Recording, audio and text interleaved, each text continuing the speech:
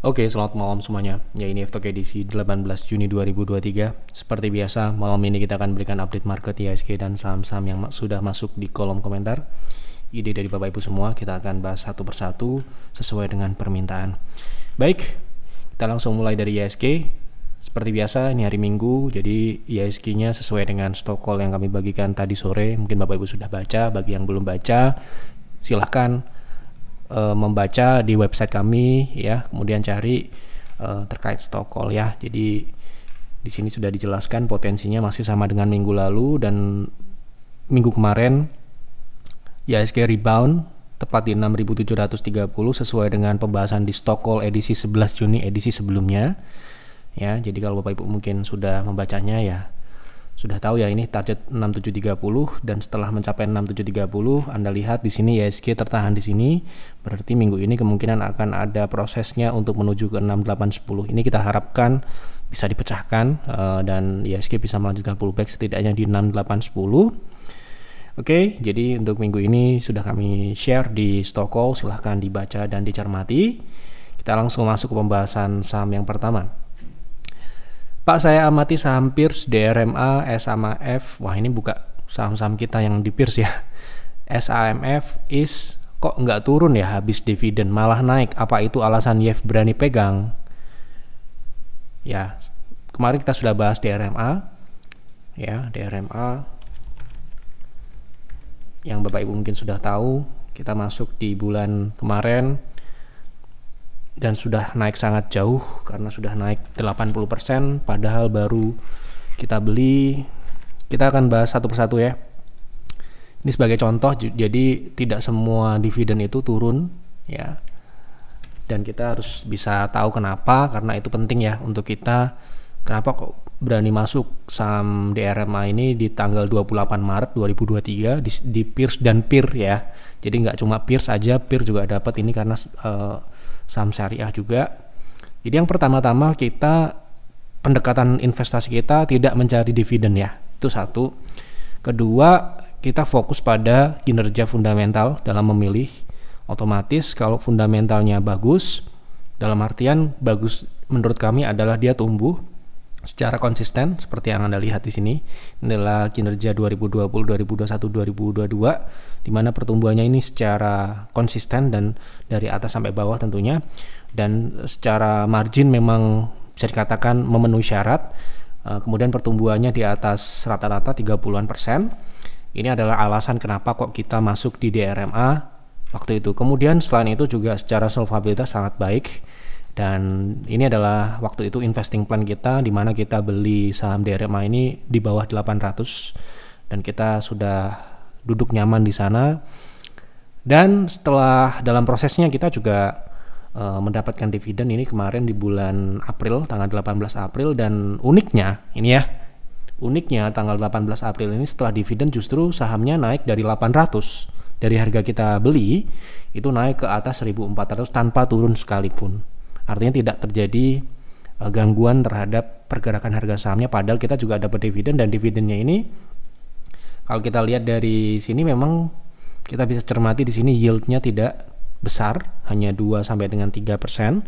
Kemudian untuk DPR-nya juga relatif tidak besar, hanya 20 sampai dengan 25%, tapi ini adalah salah satu ciri-ciri perusahaan yang sedang bertumbuh, di mana mereka kemungkinan kecil untuk memberikan dividen itu. Dan ya karena kita lagi kembali ke tujuan kita, pendekatan kita tidak mencari dividen. Kalau kita dapat dividen seberapapun kita terima asalkan pertumbuhannya tidak terganggu ya. Gitu. Jadi kita memang tidak mencari dividen, tapi kalau dikasih juga kita tidak tolak tentunya. Itu ya. Dan dividennya mau besar mau kecil ya selama tidak mengganggu pertumbuhannya kita akan tetap pilih itu, dan kita akan pertahankan sampai dengan saat ini. Jadi ketika kita masuk di 29 tanggal berapa tadi? 28 Maret ya. Saham DRMA masih di sekitaran 800-an ini, dan sekarang ini sudah naik kira-kira 80%-an. Floating kita sekarang ini hampir 100%. Jadi ya kita dapat dividen dan dapat capital gain. Ya mungkin dalam jangka pendek mungkin kita akan melakukan distribusi karena ya sudah mencapai target tentunya. Ini target kita plan jangka panjang tetapi diperoleh dalam jangka pendek. Dan ini tidak hanya saham DRMA ya, alhamdulillah setelah mengadopsi sistem baru di bulan Januari, sejak Januari kita coba di Peers dan Peer ya, rekomendasi di Peers itu kebanyakan mayoritas tidak membutuhkan waktu yang lama untuk menunjukkan kinerja yang baik ya. Jadi ini sudah mencapai 1.400 ya, jadi sudah mencapai target kita, target ketiga ya. Jadi kemungkinan besar ya kita akan merealisasikan itu mungkin di angka 100%-an ya, tapi mungkin nggak semua, nanti kita akan lihat, kita akan review lagi dalam mengambil keputusan rekomendasi untuk menjual atau mendistribusi yang jelas ya. Ini adalah salah satu contoh saham yang dividen itu tidak selalu turun. Kemudian yang kedua, ini edukasi juga ya, SAMF ini juga saham Peers ya, kebetulan Saraswati ini kemarin juga dividen ya, kita juga sebenarnya takut kalau dibawa turun, ternyata dividennya ini relatif cukup bisa dikondisikan dengan pertumbuhan yang sangat baik tentunya, di mana kuartal 1 tahun ini berhasil tumbuh dari atas sampai bawah dan pertumbuhannya ini luar biasa, 80% dari atas sampai bawah. Dan ini adalah ciri-ciri pilihan kami ya. Jadi kita nggak cari dividen tapi kita dapat dividen, itu adalah salah satu bonus. Kita nggak mencari dividen sekali lagi di saham ini karena ya ini bukan saham dividen gitu ya. Itu salah satunya kenapa kok saham ini tidak turun ya. Kemudian sama dengan di DRMA tadi, idem aja. Ini kita masuk juga baru. Ini adalah rekomendasi yang termasuk setelah DRMA edisi 9 April. Jadi berselang 1 mingguan kita rekomendasikan saham kedua, yaitu adalah SAMF. Ini kita lihat bagaimana sih kita memilihnya. Kenapa kok kita memilih ini? Sama ya, pertumbuhannya sangat agresif karena ini adalah tipikal growth stock yang kita cari dengan pertumbuhan yang sangat masif ya, solvabilitas yang cukup aman. Kemudian plan kita juga kita nggak muluk-muluk lah ya. Sekarang ini sudah mencapai achieve di TP1, makanya kok sahamnya di sini-sini aja, karena ini adalah target pertama kita sudah tercapai saat ini, dan semoga ya target-target berikutnya akan tercapai. Yang jelas kita tidak mencari dividen. Itu kuncinya, karena kita tidak mencari dividen, sahamnya saat dividen tidak turun. Mungkin itu juga ya. Kemudian ISPAK ini juga mungkin Bapak Ibu sudah pernah kita bahas juga, sering kita bahas kalau ISPAK kita sudah masuk sejak tahun kemarin ya, dari harga bawah ya. Dan ini saham ini setelah dividen tidak naik, tidak turun, justru naik ya berkali-kali ya. Ini dividennya sudah cukup sering juga dan cukup baik gitu ya. Jadi tidak semua saham yang dividen itu turun ya. Kita pastinya akan mempertimbangkan kalau dividennya berapa ya, kita akan lihat apakah itu akan berdampak atau tidak tentunya. Kenapa kok kita masih hold ya, karena kita melihatnya tidak akan turun saat dividen. Makanya sampai dengan hari ini saham-saham itu masih kita pegang gitu ya.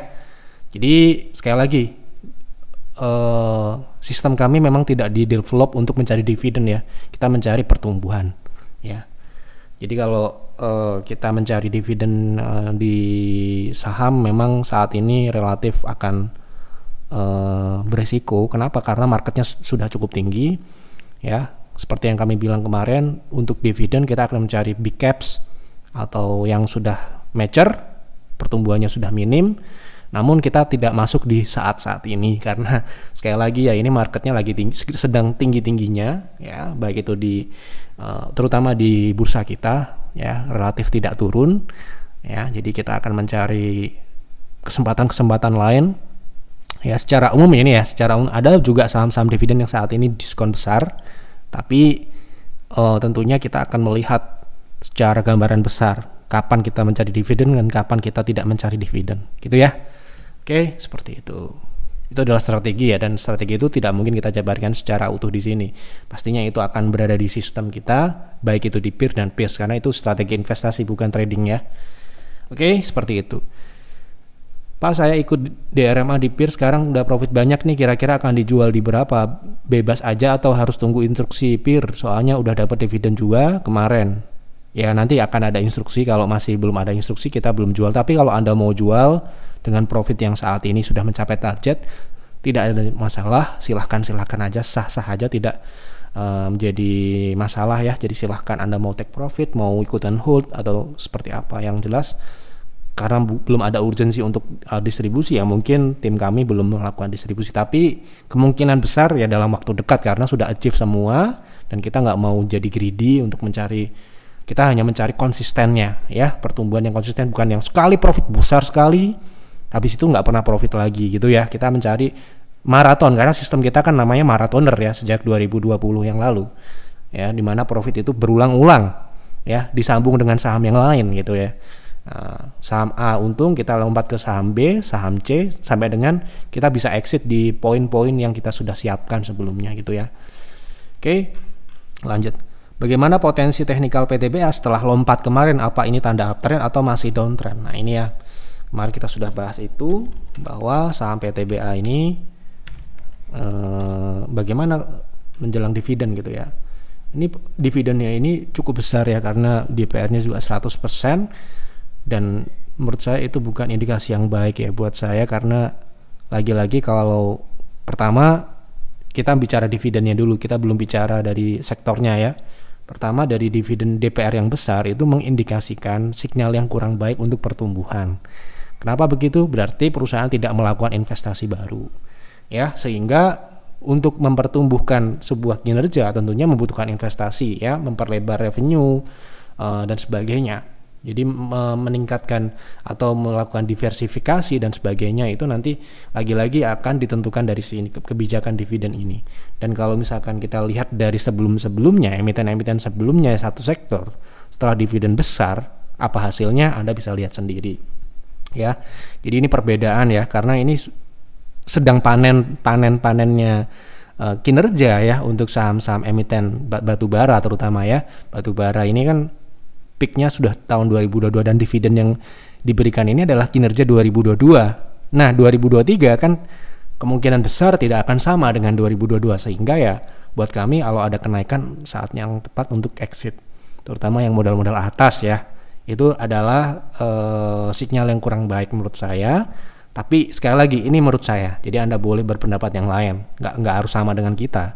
Tapi buat kami kita akan melihat secara overall ya, secara gambaran besar itu kemungkinan besar ya turun ya, dan kenaikan kemarin ketika dia lompat gitu ya itu tidak mematahkan tren turun sementara ini. Jadi ya karena ini sudah masuk ke fase, kita akan lihat di moving average, di mana moving average ini membentuk lower high ya, lower high yang mengindikasikan adalah penurunan atau downtrend. Jadi ya mungkin kemungkinan besar dia akan kembali ke bawah, karena target kita di 3000 sudah tercapai, kemungkinan akan turun lebih dalam ke 2600 ini. Sementara ini seperti itu untuk PTBA. Kita akan lihat nanti apakah benar atau salah. Yang jelas ini adalah prediksi dan Anda boleh pakai dan boleh tidak. Yang jelas kita, pandangan kita kalau PTBA ini naik ya, saat yang tepat untuk sell on strength karena secara teknikal turun dan biasanya habitnya adalah setelah dividen downtrend ya. Kita akan lihat nanti. Seperti itu. Malam Pak Yev, tolong bahas saham Elsa untuk jangka menengah. Oke, kita lihat jangka menengah itu untuk trend following ya. Belum tentu invest ya, jangka menengah. Nah, saham ini cocok atau tidak untuk trend following atau tidak? Nah, kita akan lihat ini daily ya. Kita akan lihat moving average-nya aja. Di moving average-nya ini flat ya. Nah, ini adalah salah satu contoh saham yang mungkin belum cocok untuk trend following ya, walaupun di uptrend. Nah ini adalah kita buka, kita lihat chartnya, naik turun, naik turun, naik turun. Nah ini adalah tipikal saham swing, bukan trend following. Sekali lagi ini menurut kami. Jadi kan Anda tanya ke kita akan jawab seperti itu. Jadi apakah cocok? Tidak cocok ya. Cocoknya untuk swing. Pak, bisa tolong bahas GTRA dari segi teknikal, sudah ada di harga 310, berapa target berikutnya? Nah kebetulan kemarin kita juga beli GTRA di PTR ya, di PTR kita akan lihat targetnya sesuai dengan apa yang ada di PTR ya. PTR beli di bawah ya, di 300 berapa, di 310 juga ya, sama. Kita akan coba lihat targetnya, ini tanggal 14 kemarin.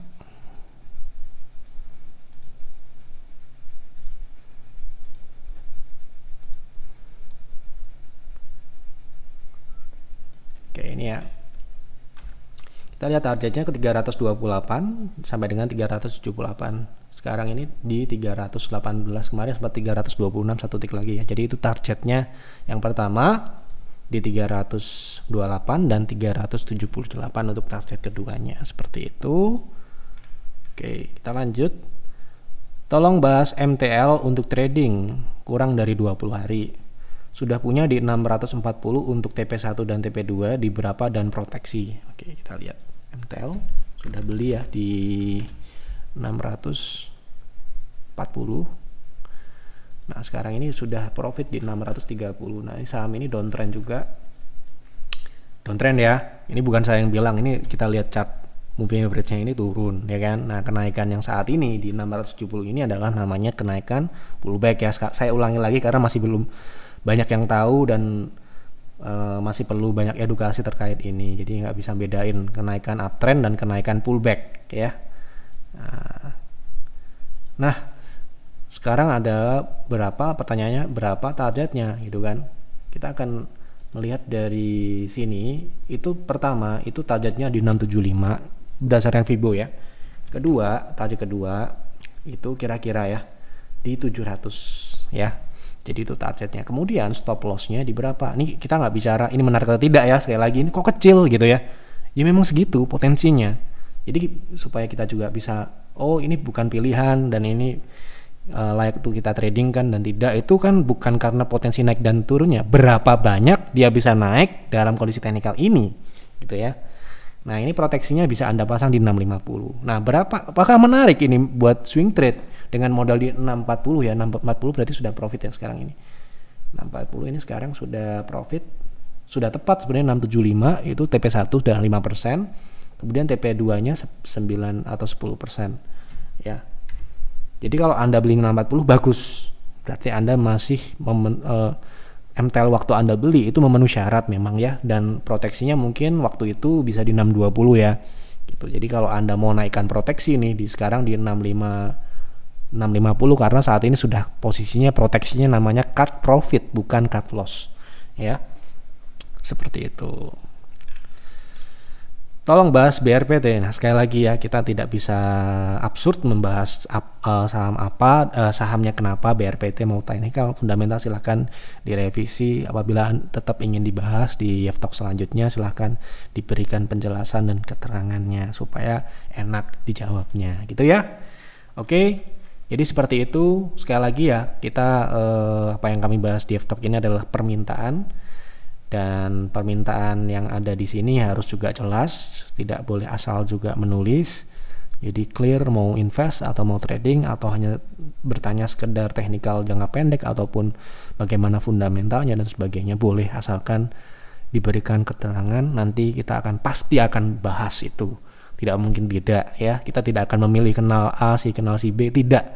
Saya pun nggak tahu siapa aja yang komen ini, apakah member saya atau member kami di PTR, Peer dan Pitch, kita nggak tahu ya.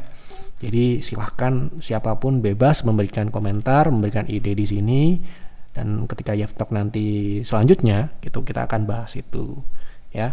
Nah, ini adalah saham yang akan menarik di minggu ini salah satunya. Ini tadi kan ada yang nanya untuk swing ya. Untuk jangka menengah Elsa ya. Nah, ini kita kasih contoh sedikit saham yang cocok untuk trend following itu seperti apa. Nah, ini dia. Ini ya. Lihat baik-baik ya.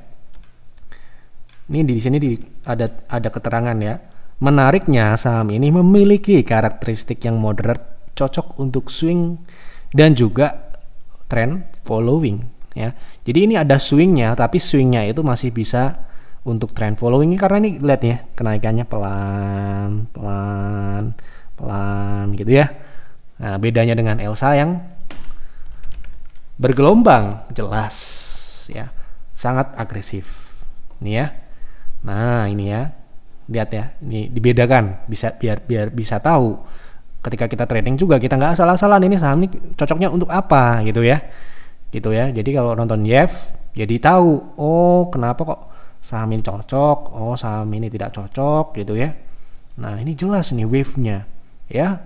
Jadi ini cocoknya untuk apa saham Elsa ini? Untuk swing gitu ya. Nah, seperti itu. Kemudian tadi saya review sedikit dalam mencari saham, kita tidak fokus mencari dividen. Jadi ini supaya meluruskan kenapa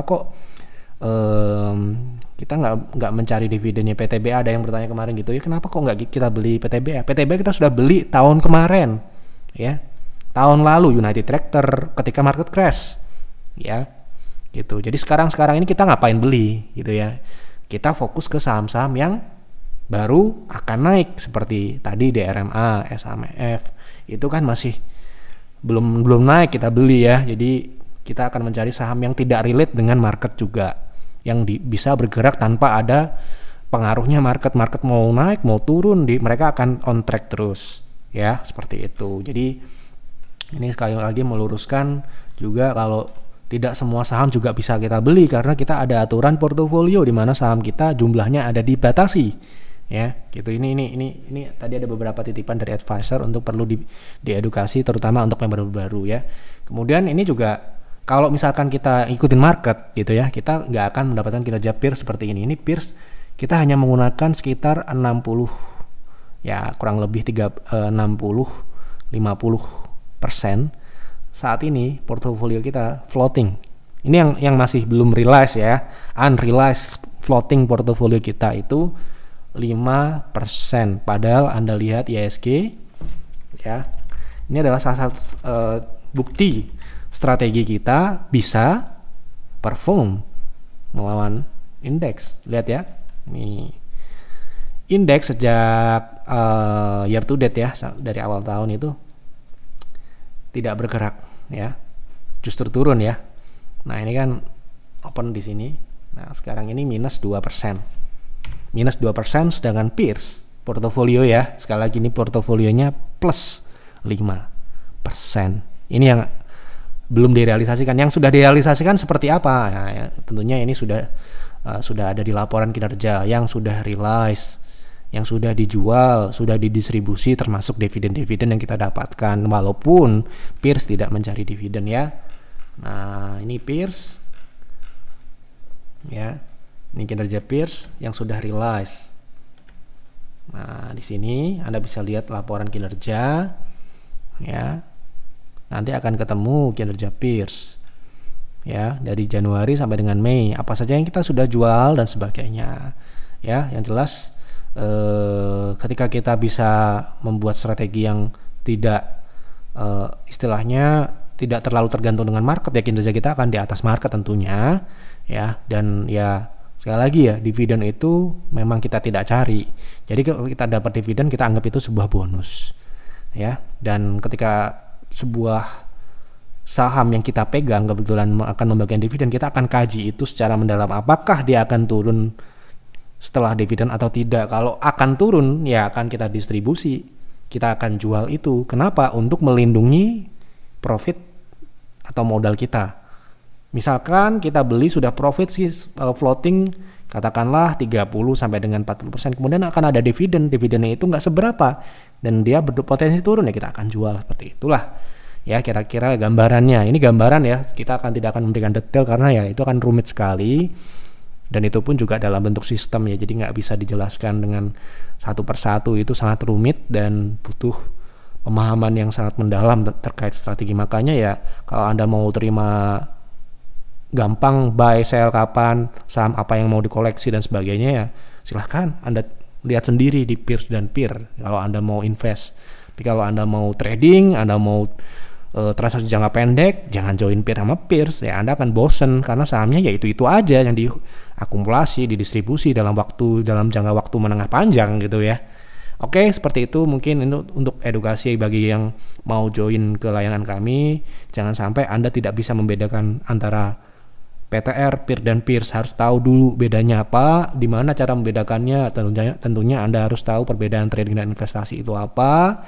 Kemudian setelah Anda tahu perbedaan trading dan investasi itu apa, Anda buka layanan kami dan di situ Anda baca layanan PTR itu apa sih, peer itu apa sih, peers itu apa sih, apa yang didapatkan, semua sudah tertulis di sini, baik itu apa deskripsinya, apa saja yang dapatkan, bagaimana kinerjanya gitu ya, berapa harganya, semuanya sudah ada di web. Apabila Anda masih tidak menemukan informasi yang Anda inginkan di website, Anda boleh tanya ke admin, atau Anda bisa tanya-tanya ke admin dulu sebelum bayar. Jangan sampai setelah bayar Anda baru tanya ya.